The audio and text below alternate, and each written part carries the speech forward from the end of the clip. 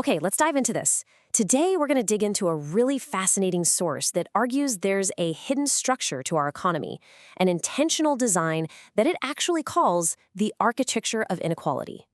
Right off the bat, the whole argument kicks off with this incredibly provocative statement. The source is basically claiming that for some people to have great wealth, it's no accident that others have very little. This is the central puzzle we're going to unpack today. And here's our roadmap for how we're going to do it. We'll start with this idea of wealth as a zero-sum game, then get into the philosophical question of what a decent life even is. After that, we'll break society down into 4 key elements, see how they create an engine of power, and finally, bring it all together to really understand what the source means by an architecture of inequality.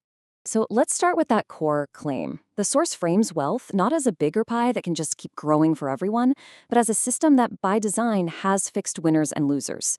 The very structure, it argues, requires that for a few to be extremely rich, many others must necessarily be poor. Now, that is a bold claim, and it rests on a deep philosophical foundation. And you know what? It all starts with a seemingly simple question about what it actually means for us to live a good life. The source suggests that our entire economic system gets its power from how tough this question is to answer. Think about it. If we can't all agree on a universal standard for what a decent life looks like, it becomes way easier to justify the massive gaps in wealth we see all around us. And here's the key.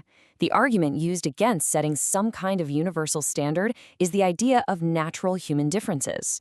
The source claims the system really leans into this idea, that we're all so different in our minds and bodies that a single standard for a decent life is just impossible. This idea is presented as the very bedrock of the entire structure.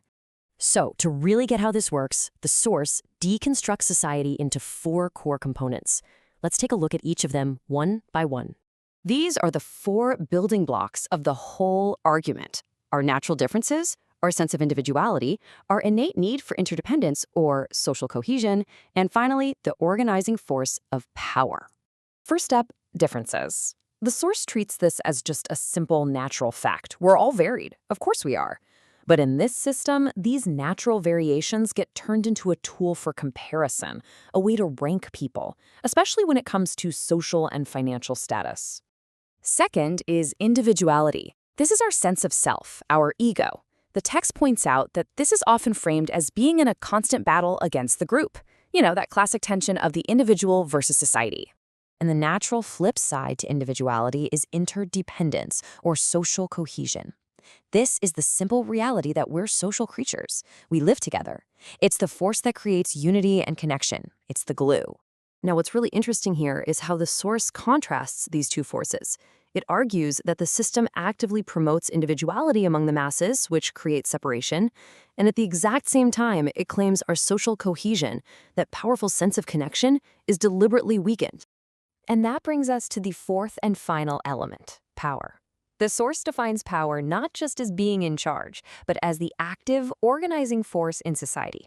You can almost think of it as the director of the show, managing the other 3 elements, differences, individuality, and cohesion, to keep the whole structure pointing in one specific direction. So we have the 4 parts. Now let's see how they're all put together. Because these elements don't just sit there in isolation. The source argues they interact to create a powerful, dynamic engine. And this chart illustrates the core dynamic brilliantly. According to the text, the greater the economic and social differences in a society, the stronger that organizing force of power becomes. Small differences correspond to a low concentration of power, while large differences, well, they actively fuel its growth. So the crucial point is how this happens. The process described goes like this. First, the masses are encouraged to focus on their individuality. This naturally weakens broader social cohesion. Now, while the general population becomes more fragmented, the internal cohesion of the small group in power actually gets stronger. The result? A small, highly connected group can easily dominate a large, disconnected population.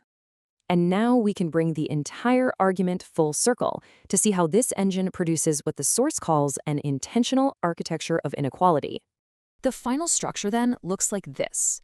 A small, unified group defined as power is sustained and held up by a large, fragmented population that has been encouraged to focus on individual concerns over collective ones. It's me over we. The source wraps up with this powerful image to describe the human cost of this whole system. The economic logic is that the wealth and position of the few are built directly upon the efforts and sacrifices of the many. And that leaves us with one final provocative question. If our economy truly is a deliberate architecture, as this source argues, then the most important question isn't just how it was built, but whether we have the will to redesign it.